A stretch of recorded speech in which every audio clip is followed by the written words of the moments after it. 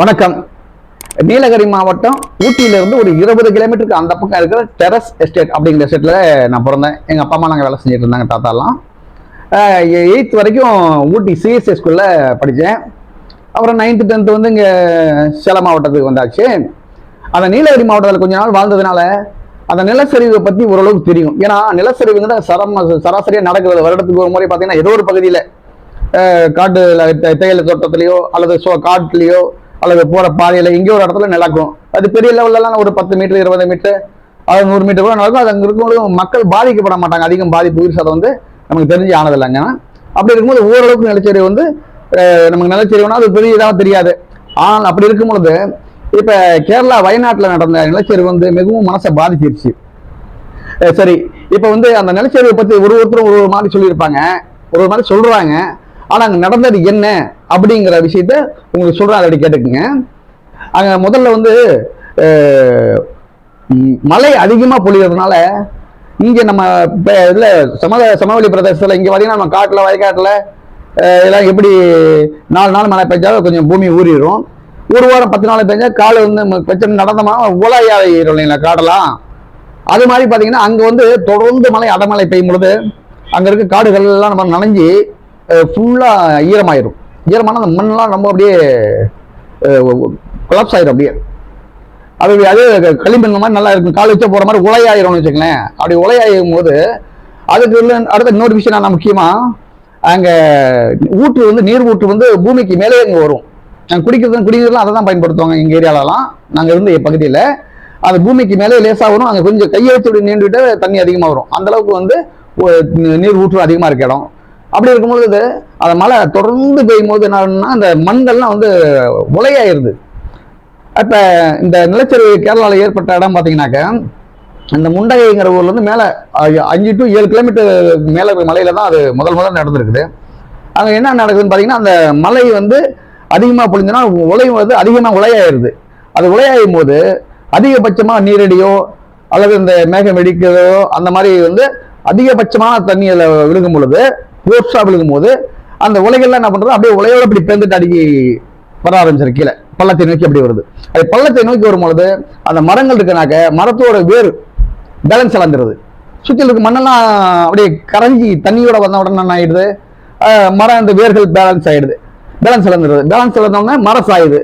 அதே மாதிரி பார்த்தீங்கன்னா பாறைகள் இருக்குனாக்க அந்த பாறைகளை சுற்றில இருக்கிற மண் வந்து ஒரு பாதி வந்து பூமிக்கு மேலேயும் பாதி வந்து பூமிக்கு கீழே இருக்கிற பாறைகள் வந்து அந்த மண் வந்து கரைஞ்சி உலையை கரைஞ்சி போனதுனால அது பேலன்ஸ் இழந்து என்ன பண்ணுறது அந்த பாறைகள் உருள ஆரம்பிச்சிருது.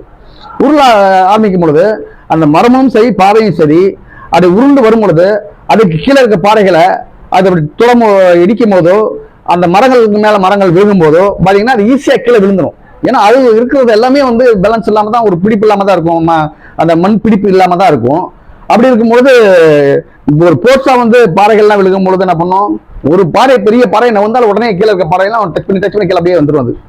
அதே மாதிரி பாத்தீங்கன்னாக்க கீழ் பக்கமும் எப்படி மரம் சாஞ்சி எப்படி வருதோ அது மாதிரி மேல் பக்கமும் இப்ப இந்த அளவுக்கு சரி இருக்குனாக்க இங்க இருக்கிறது பாறை இப்படி விழுந்த ஒரு மரம் விழுந்து ஒரு பாறை விழுந்தோ கேப் இருந்துச்சுன்னா இந்த கேப் வழியில அந்த மேல இருக்கிறது அப்படி இறங்கி இருக்கல இறங்கி என்ன பண்ண எந்த அளவுக்கு அந்த இடத்துல உலை இருக்குதோ அந்த அளவுக்கு என்ன பண்ணிடும்னா ஃபுல்லா சரிஞ்சிடும். சரிஞ்ச உடனே வேகம் அதிகமா வேகம் அது மாதிரி இப்படி வேகமா வரும் பொழுதுதான் அதுவும் தண்ணி மட்டும் வராது, தண்ணி உலையும் கலந்து அந்த மரங்களோட அடிச்சுட்டு வேகமா வரும்பொழுதுதான் ஃபர்ஸ்ட் அங்க வரும்போது என்ன பண்ணிருக்குனாக்க பூஞ்சேரி மட்டங்கிற அந்த கிராமம். அது அந்த அங்க ஆறு 3 அடி அதாவது 3 மீட்டர் 4 மீட்டர் அகலத்தில் இருந்த ஒரு ஆறு அந்த வழிதான் அது போய் ஆகணும். அப்ப அது வந்து 20 மீட்டர் 30 மீட்டர் அகலத்துக்கு அந்த உலையும் தண்ணியும் வந்து வர ஆரம்பிச்சிருது. அதுக்கு அடுத்தபடி பார்த்தீங்கன்னா 30 அடி கீழையும் அரிச்சிருது. அப்படியே அப்படி அரிச்சு வரும் பொழுது அதிகமாக அந்த ஓடையில போறதுக்கு பத்தாத அதுக்கு அடுத்து பல்ல எங்கேயாச்சும் ஒரு பள்ள பகுதி வந்து அது உள்ளே பூந்துருது. அப்படி கீழே உள்ள வந்துதான் முண்டகைங்கிற கிராமத்துல முழுசா உள்ள பூந்துருக்கு. அப்படி அந்த வீடுகள் இருந்த பகுதியில போனதுனால இந்த முண்டகையும் அதுக்கு கீழே இருக்கிற சூரகமலையும் தான் அதிகமான பாதிப்பு.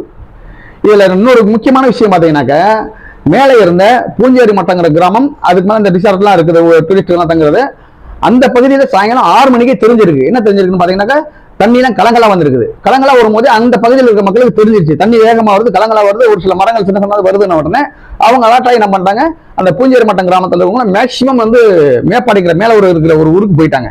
அப்படிங்கும்போது அங்க இருக்கிற ஊர் அந்த பூஞ்சேரி மட்டங்கிற அந்த வீடுகள் வந்து ஊர் வந்து சுத்தமா தரமட்டமா ஆயிடுச்சு. ஊர் வீடு கூட இல்லாம அந்த இருந்த இடமே இல்லாம போயிடுச்சு. ஆனா மக்கள் ஓரளவுக்கு சேஃப்ட் ஆயிட்டாங்க. அடுத்து பாத்தீங்கன்னா அது ரொம்ப வெள்ள பெருக்கெடுத்து தண்ணியும் உலையும் சேரும் சகதியுமா அதிகப்படுத்தி கீழே அடுத்து 5 கிலோமீட்டர் 6 கிலோமீட்டர் கீழே இருக்கிற முன்னகைங்கிற ஊருக்கு வரும்பொழுது பாத்தீங்கன்னாக்க ஃபோர்ஸ் அதிகமாக இருக்கும். நைட்டு மணி 12 மணி 1 மணி ஆயிடுது. 1 மணி வரைக்கும் பெருக்கெடுத்து அளவுக்கு மீறி வரும்பொழுது 1 மணி ஆயிடுது. அப்படி ஆகும்போது என்ன பண்றாங்க பாத்தீங்கன்னாக்க அந்த இடத்துல தூங்கிட்டு இருக்கவங்க வெளியே வர்றதுக்கான வாய்ப்புகள் இல்லை. அப்படி வெளியே போனாலும் பின்னாலே தண்ணி வருது. அதுல ஒரு சிலர் வந்து அப்படியே முண்டை கிராமத்துல வந்து ஒரு சிலர் வந்து மேல இப்படி மலையில ஏறி சைட்ல ஏறி போயிருக்கிறாங்க. அதே மாதிரி அதுக்கடுத்து பாத்தீங்கன்னாக்க அதுக்கு கீழே இருக்கிற சூரல்மலை பாத்தீங்கன்னா அங்கேயும் வந்து அந்த தூக்கத்துல இருந்தோம்னா பாதி போயிட்டாங்க. அதுல இன்னொரு முக்கியமான விஷயம் என்னன்னா அந்த சூரல்மலை முண்டகை அந்த மேல இருக்கிற நம்ம பூஞ்சேரி மட்டம் இந்த லைன்ல பாத்தீங்கன்னா ஒரு ஆறு மாதிரி சிறிய ஆறு போற பாதை. அது அந்த பாதை ஒரு பக்கம் இருக்கும், மேல தாரோடு ரோடும் பக்கமா தான் இருக்கும். அதுக்கு இடையில இந்த ஆறுக்கு பக்கத்துலதான் அந்த வீடுகள்லாம் இருந்தது. அப்படி அந்த வீடுகள் இருக்கும்பொழுது என்ன பண்ணாக்க அந்த மேடான பகுதிகளில் இருந்த ஒரு சில வீடு வந்து பாதிப்பாகல. அந்த ஆறோட பக்கத்துல இருந்தது. இப்ப பாத்தீங்கன்னா 100 மீட்டருக்கு மேல 100 மீட்டர் 200 மீட்டர் 300 மீட்டர்லாம் கீழே அதிகமா வந்து அந்த ஆறோட அகலம் வந்து பெருசாயிடுச்சு. கீழே வந்து 8 மீட்டர் இந்த ஆறோட அகலம் 300-350 மீட்டர் ஆயிடுச்சு. ஃபுல்லாவே இதாயிடுச்சு. அப்படிங்கும்போது ஃபுல்லா எல்லாம் கரைச்சி கொண்டு வந்து இப்போ ஓடு வீடு இருக்குனாக்க அந்த ஓடு வீடு மண் சுவர்கள் நிறைய இருக்கும் அந்த பகுதியில். அப்படி இருக்கும்போது அந்த ஒரு போர்ஸ் அடிக்கும் போதே அது கொலாப்ஸ் ஆயிரும், அந்த வீடு கொலாப்ஸ் ஆயிரும். அதுல இருக்கவங்க வந்து அந்த அப்படியே இருந்தாலும் வந்து மேல அப்படியே மிதக்குவாங்க, அப்படியே வந்துடுவாங்க. அப்படியே இந்த கெட்டி கட்ட ஓட்டு மெத்த வீடுல இருக்கவங்கலாம் அந்த வீடு என்ன பண்ணணும்னா அப்படியே அமைங்கிரும். அதுல கண்டிப்பா உறுதியா பாத்தீங்கன்னா மெத்த வீடுல இருக்கவங்கள அவங்க வெளியே வர்றதுக்கு வாய்ப்புகளே இல்லை. அது அப்படியே மேல விழுந்து அப்படியே அமைஞ்சுன்னா உடனே உள்ள இருக்கவங்க வெளியே வர வாய்ப்பு இல்லை, அப்படியே இறந்துருவாங்க. அது மேல வந்து வீடு வெயிட்டா இருக்கிறதுனால அப்படியே உள்ள ஈரத்துல உள்ள போயிடும். மேல மண்ணெல்லாம் வந்து விலக அது பூமிக்கு கீழே போயிடும். அது வந்து உயிர்கள்லாம் காப்பாற்றுறது சிரமம் தான். இப்ப 250 பேர் காணுங்கிறாங்க, கண்டிப்பா அதுக்கு மேல அதிகமா தான் இருக்கும். 500 பேர் 1000 பேர் பக்கம் கூட வரலாம். அந்த ஓடு வீட்டுல இருக்கவங்க அந்த மாதிரி அவங்க தான் அவங்க அடிச்சும் போது அந்த வீட்டோட அவங்களை அப்படி அள்ளி கொண்டு வந்து இருக்கும்போது தான் அது பாறைகளும் அந்த மரங்களும் மேல அடித்து அதை கை கால் எல்லாம் தனித்தனியா அப்படி போறது. அப்படி இருக்கும்போது இந்த பேரழிவு வந்து இது நம்ம என்ன சொல்றதுன்னே தெரியல. ஆனா அங்க இறந்தவங்க இறந்த மாதிரி இருந்தாலும் அங்க அந்த உயிரோட இருக்கிறவங்க தான் மிகப்பெரும் பாவம் பண்ணவங்க. எப்படின்னு பாத்தீங்கன்னா ஒரு சிலர் வந்து ஒரு குடும்பத்துல அப்பா இருக்கும், ஒருத்தர் இருப்பாரு, அவங்க குழந்தைகள் இருக்காது, அவங்க மனைவி இருக்க மாட்டாங்க, மனைவி இருப்பாங்க, கணவர் இருக்க மாட்டாரு, குழந்தைகள் இருக்காது, பெரியவங்க இருப்பாங்க, வயசானவங்க, அவங்க பேர குழந்தைகள் அப்படி இருக்க மாட்டாங்க. அப்படி ஒரு வீட்லயும் ஒரு இல்லாதவங்க நரகம். அதே மாதிரி பாத்தீங்கன்னாக்க இப்ப அந்த அங்க இருக்க மக்கள் வந்து ஒரு சிலர் நாங்க இந்த இடத்துல இருக்கோம் அப்படிங்கிறாங்க. அவங்களும் பாத்தீங்கன்னா பாதிப்பு அதிகம் இல்லாதவங்க, உயிர் சேதம் அதிகம் இல்லாதவங்கலாம் இப்ப அங்க இருக்கிறாங்கன்ற மாதிரி இருக்காங்க. அது பாதிப்பு அதிகமானவங்க உயிர் சேதம்னா இப்ப ஒரு குடும்பத்துல 3 பேர் இருக்கிற இடத்துல 2 பேர் போயிட்டாங்க, 5 பேர் இருக்கிற இடத்துல 4 பேர் போயிட்டாங்க, 3 பேர் போயிட்டாங்கன்னாக்க அந்த மாதிரி இருக்கிற இடத்துல அவங்களுக்கு அந்த இடத்துல வந்து இருக்கிறதுக்கு முடியாதுனாக்க அந்த இடத்த பார்த்தாவே இப்ப நம்ம ஒரு இடத்துல நம்ம உறவினர் ஒருத்தர் இறந்துட்டாங்க, ஒரு ஹார்ட் அட்டாக் வந்து அந்த ஒரு மரத்தடியில விழுந்து செத்து கிடந்தாங்கன்னா அந்த பக்கத்துல நம்ம போகும்போது அந்த ஞாபகம் தான் வரும். அப்படி இருக்கும்போது அந்த இடத்துல உடனே அவங்களை வந்து மறுகுடியேற்றம் பண்ணாங்க. அவங்களால வந்து அவங்க உறவுகளை இழந்து அந்த இடத்துல கண்டிப்பா இருக்க முடியாது. ஒரு மழை பெய்தாலும் சரி, அந்த பகுதியை பார்த்தாலும் சரி, அந்த எண்ணமே இருக்கும். அப்படி இருக்கும்போது அந்த மக்களை வேற எங்கேயும் அங்க இருக்க முடியாதவங்கள ஒரு ரிலாக்ஸேஷன் ஆகிற வரைக்கும் வேற எங்கேயும் மறுகுடியேற்றம் வேற எங்கேயும் பண்ணி இங்க வந்து வீடுகள் கட்டி கொடுத்து அவங்களோட ஓரளவுக்கு அந்த கிளைமேட் எல்லாம் மாறின பின்னால் வைக்கிறது தான் நல்லது. அது இன்னொரு கொடுமையான விஷயம் பாத்தீங்கன்னா அங்க அந்த நாய்கள்லாம் ஒரு 5-6 நாய்கள் பாத்தீங்கன்னா எப்பயுமே ரொம்ப அப்படியே சுத்திட்டு இருக்குது. இப்ப அங்க இருந்து மக்களுக்கு வந்தா தெரியும் நம்ம அப்பா அம்மா இறந்துட்டாங்க அல்லது நம்ம பிள்ளைகள் இறந்துட்டாங்க, பாடி கிடைச்சும் இருக்குது கிடைக்காம இருக்குது, அவங்க போனதான் ஓரளவுக்கு உங்களுக்கு தெரியும். இப்ப இருக்கிற சுச்சுவேஷன்ல பாத்தீங்கன்னாக்க மேக்சிமம் வந்து எத்தனை பேர் இருக்காங்க, எத்தனை பேர் இறந்தாங்கிறது தெரியும். அந்த இயக்கத்துல அவங்க பாடியை தேடிட்டு இருக்காங்க. ஆனா அந்த ஒரு நாய்கள் பாத்தீங்கன்னா ஒரு 5-6 நாய் இந்த பக்கத்துல அடிக்கடி காட்டுறாங்க, எல்லா டிவிலையும் காட்டுறாங்க. அதுக்கு என்ன நடக்குதுன்னே தெரியல, இதுக்கு மேலே என்ன நடக்குதுன்னு தெரியல. எது போட்டாலும் சாப்பிடுறோம், அது சாப்பிடாததுல சாப்பிடாம அது பாட்டுல ஒரு ஏக்கத்துல அது பாட்டுல பாக்குது, இங்க போது சுத்தி வருது, எதுவுமே சாப்பிடாம 8-9 நாளா அவங்களோட வளர்த்தவங்க வந்து வருவாங்க, எங்கேயாவது வருவாங்க, இருக்க மாட்டாங்களான்ற ஒரு ஏக்கத்துல அந்த நாய்களோட முகம் அதோட நின்று பாக்குற பார்வையெல்லாம் பாத்தீங்கன்னா ரொம்ப நம்ம மனசை உலுக்கிடுறது. மேற்படி அங்க இறந்தவங்களோட பத்தி நம்ம ஒண்ணுமே அதை சொல்ல முடியாது. இது வந்து மீனா துயர் தான்.